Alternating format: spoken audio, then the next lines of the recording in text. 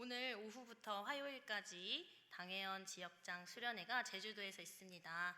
담임 목사님과 당회원이신 장로님들 그리고 지역장님들께서 건강하고 안전하게 다녀올 수 있도록 기도해 주시고 수련회를 통해서 성령 충만을 받고 2026년을 성령의 바람을 타고 이룩하기 위한 정책당회가 잘 이루어질 수 있도록 기도해 주십시오. 다른 광고들은 또 주보를 참고해 주시면 감사하겠습니다. 네, 제가 작년에도 이 인사를 했었는데요. 다시 한번 했으면 좋겠습니다. 우리 함께 앞에 옆에 있는 사람과 이렇게 인사해 볼까요? 자, 우리도 제주도 갑시다.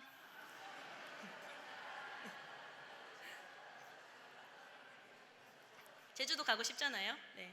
한 번 더 인사하겠습니다. 우리 지역장 돼서 장로님 돼서 제주도 갑시다.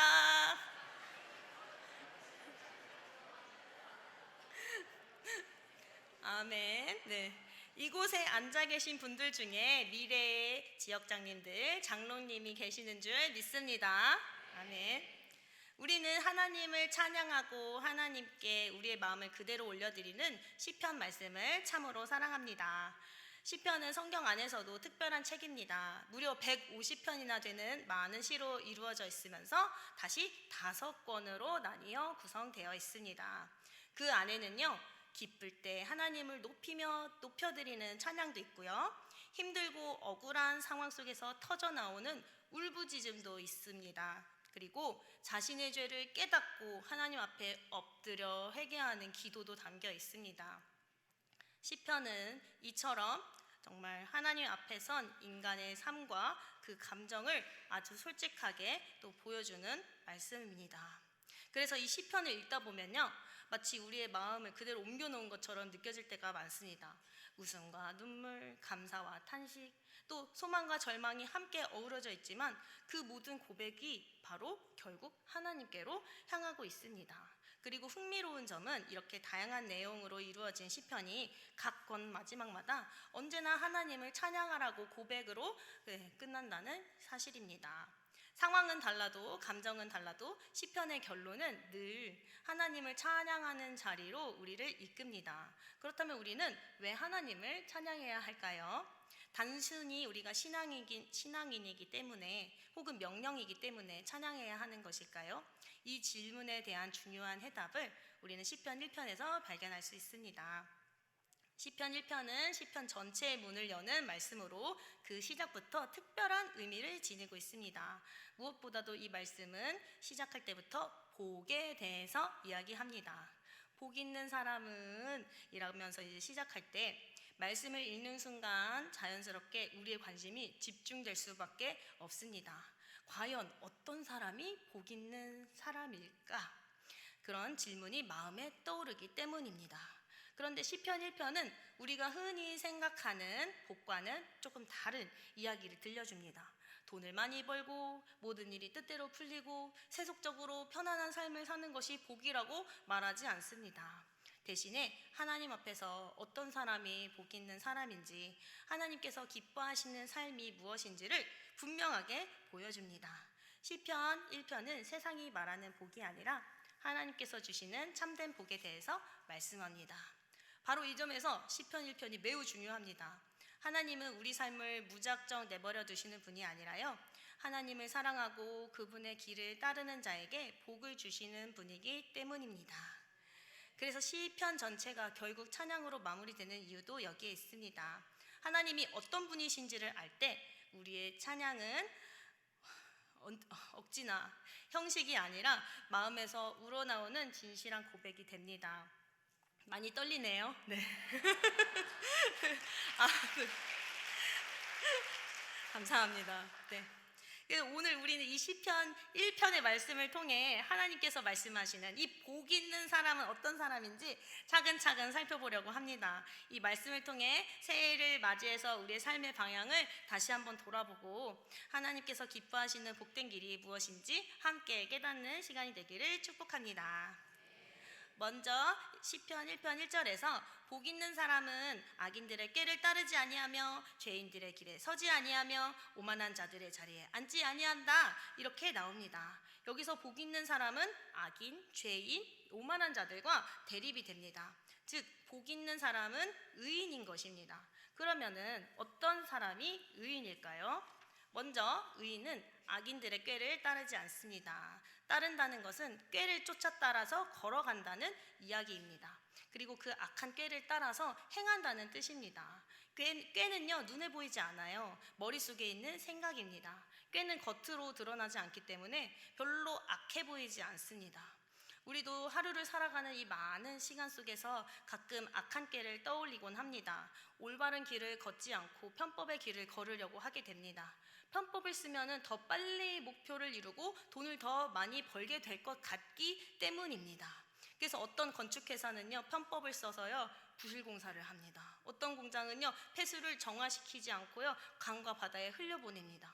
학생들이 진정한 배움의 즐거움을 느끼기도 전에요, 학원은 쪽집게 문제를 학생들에게 알려줘서 최단 시간 최고의 성적을 내게끔 하고 그것이 제일 좋은 방법인 것 마냥 가르칩니다. 여러분, 그러면 어떤 일이 벌어질까요? 우리는 사실 이미 그 편법의 길이 얼마나 나쁜 길인지 알고 있습니다. 부실공사는 삼풍백화점 붕괴처럼 끔찍한 대참사로 이어지고요. 강과 바다로 흘러들어간 공장의 폐수로 오염된 물고기를 다시 인간이 잡아먹습니다. 오염된 재료로 음식을 해먹는 인간의 몸도 점점 건강이 나빠집니다. 각종 질병과 난치병이 생기게 되는 겁니다. 학생들은 수단과 방법을 가리지 않고 성적만을 높게 받으려고 합니다. 그 과정에서 무슨 일이 일어나죠? 시험지를 훔치는 일도 발생하고 성적이 원하는 만큼 나오지 않으면 극단적 선택으로 꽃다운 인생을 마감하는 그런 안타까운 일들도 일어나고 있는 것입니다. 악인들의 꾀는 처음에는 쉽고 좋아 보여도 그 끝은 파국인 것입니다. 그리고 의인들은 죄인들의 길에 서지 않습니다. 꾀는 눈에 보이지 않는 것이었다면 길은 눈에 보이는 것입니다. 악한 꾀를 쫓아 수많은 죄인들이 오고 갔던 그 길이 넓고 평탄하게 나 있는 것입니다. 그럼 그 길 위에 서 있다는 것은 무슨 의미일까요?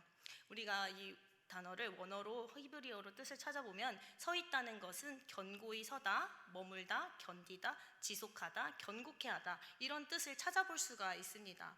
즉 악한 꾀를 행하는 것을 견고하게 만드는 것입니다. 지속적으로 악한 꾀를 행하다 보면요, 사람의 양심이 어때지죠? 무뎌지게 됩니다.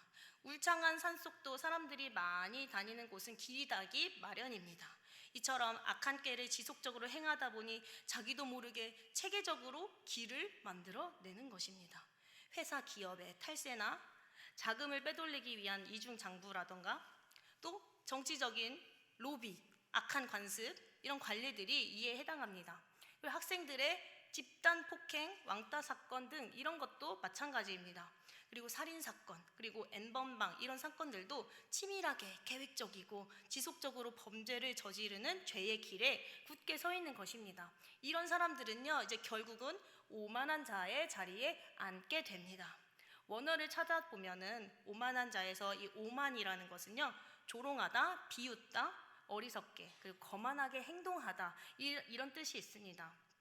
여러분, 비웃음이라는 단어를 최근에도 들어보셨을 텐데, 들으니까 혹시 성경에서 비웃는 자들이 나왔던 부분이 떠오르지 않으십니까? 바로 아브라함의 아내가 사라가 자기가 이미 늙었기에 임신할 것이라는 하나님의 말씀에 웃었다 했는데 이것은 비웃은 거죠. 그리고 예수님이 해당장 야이로의 딸이 죽었을 때 이 아이가 자는 것이라고 말씀하시자 사람들이 비웃었습니다. 그러면요, 이 비웃는다는 것은 무슨 의미일까요? 비웃음, 그것은 상대를 작게 만드는 언어입니다. 비웃는 사람은 틀렸어 라고 말하기보다는 가치 없어 이렇게 말하고자 하는 것입니다. 인격과 믿음, 하나님의 일까지 한순간에 장난감처럼 만들어버리기 때문에 이 비웃음은요, 잔인하기까지 합니다. 비웃음은 또한 믿지 않을 거야 라고 선언한 것이나 다름없습니다. 시편에서 이 비웃고 있는 자리에 앉아있는 사람을 오만하고 교만한 사람이라고 표현하고 있습니다. 그러면 오만한 자의 그 자리에 앉는다는 것은 무엇을 뜻할까요? 이 앉다의 원어 뜻을 살펴보면요, 살다, 거주하다라는 뜻이 나옵니다. 우리나라 말에도 이런 표현을 쓰지 않나요? 아유, 그냥 한 달만 제주살이 하려고 했는데 너무 좋아서 아예 여기 눌러 앉아 살아야겠다는 생각이 들었어요. 우리 삼촌이 갈 데가 없어서 우리 집에 눌러 앉아 살고 있잖아요. 네, 이런 식으로. 우리도 그런 삼촌은 없습니다만. 이렇게 앉다라는 표현을 그 지역에 거주한다, 뿌리를 내리고 생활한다, 이런 표현으로 사용을 하고 있습니다. 안 보이는 생각에 이제 눈에 보이지 않는 악한 꾀를 쫓아서 또 체계적인 그 죄인의 길을 만들며 살다 보니까 이제는 자리를 잡고 살기 위해 아예 눌러 앉아 버린 것입니다. 이런 사람은요, 비웃는 자입니다. 하나님의 말씀을 믿지 않는 자입니다. 다른 사람을 깔보는 자입니다. 아무렇지도 않게 사람의 마음에 비수를 꽂는 자입니다. 또 하늘 아래 무서울 것이 없고 신조차 자신이 좌지우지할 수 있다고 생각하는 아주 교만한 자인 것입니다. 자신의 악한 꾀와 자기가 구축해놓은 죄의 길대로만 하면 승승장구할 수 있다고 생각하는 것입니다. 그러나 시편에서는 복 있는 사람, 즉 의인은 그 길로 가지 말 것, 그것을 1편 1절에서 강하게 경고하고 있는 동시에 의인은 그 길로 갈 필요가 없다는 것을 알려주고 있습니다. 여러분, 이렇게 복 없는 사람의 길은요, 복잡합니다. 숨겨야 할 불법적인 일들이 많기 때문입니다. 그러나 복 있는 자의 길은요, 의인의 길은요, 단순하고요, 명확합니다. 바로 여호와의 율법을 즐거워하고 묵상하기만 하면 되는 줄 믿습니다. 아멘. 그렇다면 여호와의 율법이 대체 무엇이기에 즐거워하고 묵상하라고 할까요? 여러분, 율법이라고 하면은 딱딱한 느낌이 듭니다. 그런데 원어를 찾아보면 사람이 지키는 방법과 원리, 교훈, 교리, 제사법 이런 뜻이 나옵니다. 즉 율법은 사람이 인간으로서 해야 할 도리와 하나님을 섬기는 사람으로서 해야 할 도리를 통틀어서 일컫는 말인 것이죠. 그럼 율법의 내용이 뭔지 또 한번 찾아봐야겠죠. 여러분이 가장 잘 아는 율법은 무엇인지 한번 속으로 생각해 보십시오. 바로 또 대답을 해드리자면 율법, 바로 모세의 율법이 바로 떠오르죠. 십계명이 떠오릅니다. 하나님이 처음으로 돌판에 직접 글을 새겨주신 하나님의 계명입니다. 그런데요, 그 전에요, 하나님께서는요 이미 우리에게 약속을 주셨습니다. 그 돌판의 십계명은요, 그 약속의 계약 도장 같은 것입니다. 그러면 하나님께서 언제 우리에게 그 언약을 주셨을까요? 바로 아브라함 때부터입니다. 그러면 아브라함의 삶을 보면 복 있는 자의 삶이 무엇인지, 율법을 즐거워하고 묵상하는 자의 삶이 어떠한지 알 수 있게 되겠지요. 복을 수여받은 아브라함은 창세기 12장 4절에 보면 이에 아브라함이 여호와의 말씀을 따라갔다고 나와 있습니다. 아까 복 없는 자의 첫 번째 모습이 악인의 꾀를 따르는 모습이었다면 복 있는 자의 첫 번째 모습은 바로 여호와의 말씀을 따라가는 것입니다. 그런 말씀을 따라간 그 이후에 아브라함의 모습은 어떤가요? 그는 어디로 가든지 제단을 쌓고 하나님의 이름을 불렀습니다. 이는 복 없는 사람의 두 번째 모습인 죄인들의 길에 선 모습과 상반됩니다. 의인은 하나님이 부르시는 곳이 어디든 가며 개척하며 늘 새로운 제단을 쌓고 늘 새롭게 하나님의 이름을 부르며 새롭게 하나님을 만납니다. 바로 하나님을 예배하는 우리의 모습입니다. 그럴 때 하나님은요, 우리 앞을 막는 홍해를 갈라지게 하시며 광야에서 만나와 메추라기로 우리를 배부르게 해주십니다. 자, 이제 복 있는 사람의 세 번째 모습입니다. 아브라함도 매번 순종만 한 것은 아니었습니다. 그러나 그는 늘 예배 드리는 자였습니다. 하나님을 만나기 위해 제물을 바치고 자신의 죄를 인정하고 죄에서 깨끗함을 받고자 했습니다. 그런 아브라함의 마지막 피날레, 의인이나 칭함받은 자의 모습, 그 모습은 바로 겸손의 자리에 앉는 것이었습니다. 아브라함은 어떻게 겸손의 자리에 앉았을까요? 바로 하나뿐인 외아들 독자 이삭을 하나님께 바치기로 마음 먹었을 때입니다. 아브라함은 예배자였기 때문에 누구보다도 제사의 방식, 제물이 드려지는 방식을 잘 알고 있었습니다. 제물은 껍데기를 벗겨내고 내장을 꺼내고 토막을 당하게 됩니다. 그것이 죄 지은 자의 최후이며 나의 죄가 이만큼 크다는 것을 알려주시는 하나님의 방법이었습니다. 아브라함은 자신의 하나뿐인 아들을 그렇게 난도질해야 한다는 것을 알매도 불구하고 이삭과 함께 제사 드리러 길을 떠납니다. 그리고 마침내 이삭을 묻고 이삭을 죽이기 위해 칼을 높이 쳐들었습니다. 그 순간까지 아브라함의 마음은 겸손의 자리에 있었기 때문에 가능한 것이었습니다. 너의 자손이 별처럼 많아지게 될 거야. 그런 여호와의 하나님의 말씀을 믿었기 때문에 가능한 것이었습니다. 어떠한 시험과 시련이 닥쳐와도 나는 그 하나님의 약속과 말씀 가운데 눌러 살겠다는 겸손의 의지가 있었던 것입니다. 오만한 자는 하나님의 말씀을 비웃지만 겸손한 자는 하나님의 말씀이 이루어질 것을 믿습니다. 우리는 율법을 주신 아브라함의 모습을 통해 복 있는 자, 의인으로서의 모습을 살펴보았습니다. 아브라함의 복 있는 자로서의 그 세 가지 모습은 바로 말씀을 따르는 삶, 회개하고 예배하는 삶, 겸손하게 말씀에 순종하겠다고 흔들림 없이 앉아있는 삶이었습니다.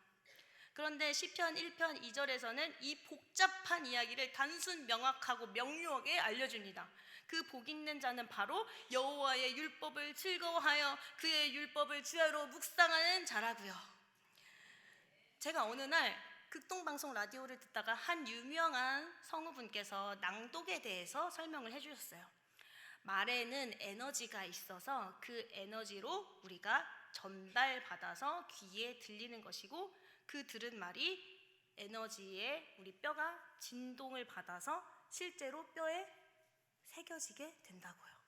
그래서 실제로 어떤 나라에서는요, 할머니가 유언을 남길 때 할머니의 등과 자녀의 등을 서로 붙여서 자녀들을 위한 그 유언이 자녀들의 뼈에 새겨지게 하도록 한다고 합니다. 여러분이 읽은 그 성경이 여러분의 뼈에 새겨진다니 이 일이 얼마나 놀라운 일입니까? 그런데 우리가 세상의 편법적인 글을 읽고 불법적인 말을 하면 그 또한 뼈에 새겨진다니 그 얼마나 무서운 일입니까? 그러니 우리는 여호와의 율법을 낭독해야 합니다. 하나님의 말씀을 묵상해야 합니다. 그렇게 낭독하고 묵상하다 보면 내 귀에, 내 뼈에, 내 살에, 내 심장에 하나님의 말씀이 새겨지게 되고 그 말씀대로 살게 되지 않겠습니까? 아멘. 그렇게 되면 아브라함처럼 복 있는 자가 되어 하나님의 말씀을 따라 살고 하나님을 예배하며 살고 하나님의 말씀에 겸손히 순종하는 자가 되지 않겠습니까? 복 있는 자로 살아갈 때 나의 생활 방식을 통해 내가 소속한 공동체가, 학교가, 회사가, 사업장이 올바른 길로, 의인의 길로 가지 않겠습니까? 그리하여 내 주변의 많은 이들이 나를 보고 여러분을 보고 하나님께로 돌아오지 않겠습니까? 말씀을 듣고 변화하여 하나님께로 돌아오는 복, 하나님과 함께하는 그 자체가 복인 것입니다. 그것이 바로 아브라함이 받은 복이고 모든 민족이 너를 통해, 여러분을 통해 받을 복이며 우리에게도 동일하게 주신 복인 줄 믿습니다. 오늘 이렇게 함께 시편 1편 1절과 2절을 살펴보며 복 있는 자와 복 없는 자의 모습을 알아보는 시간을 가지게 되었습니다. 여러분, 사랑하는 성도 여러분, 여러분은 이미 하나님께 복 있는 자로 선택받으신 줄 믿습니다. 하나님이 언제 여러분을 선택하고 나를 언제 선택하고 나를 부르셨나요? 이렇게 반문하실 수도 있겠습니다. 그러나 하나님의 보이지 않는 말씀이 눈에 보이는 육신이 되어 이 땅 위에 예수 그리스도가 오셔서 우리를 위해 십자가에 달려 죽으시고 부활하신 그 사건만으로도 하나님은 모든 세상 사람들 그리고 이 설교를 듣고 있는 여러분을 선택하셨다는 사실은 변함이 없습니다. 선택받은 자의 복은 예수님을 믿고 하나님의 말씀을 묵상하며 하나님께 피하고 구원받는 자가 되는 것입니다. 사랑하는 좋은 교회 성도 여러분, 하나님이 성도 여러분 한 사람 한 사람을 부르시고 선택하셨다는 사실을 믿으십니까? 아멘. 그 믿음을 가지고 복 있는 사람의 길로 걸어가기를, 오직 여호와의 말씀을 즐거워하여 주야로 묵상하는 사람이 되시고, 그리고 2026년 예수님과 함께 멋지게 이륙하고 고공행진하여 두 분기세 축복을 받는 새해가 되시기를 주님의 이름으로 축복합니다. 네, 말씀을 마치면서 함께 기도하도록 하겠습니다.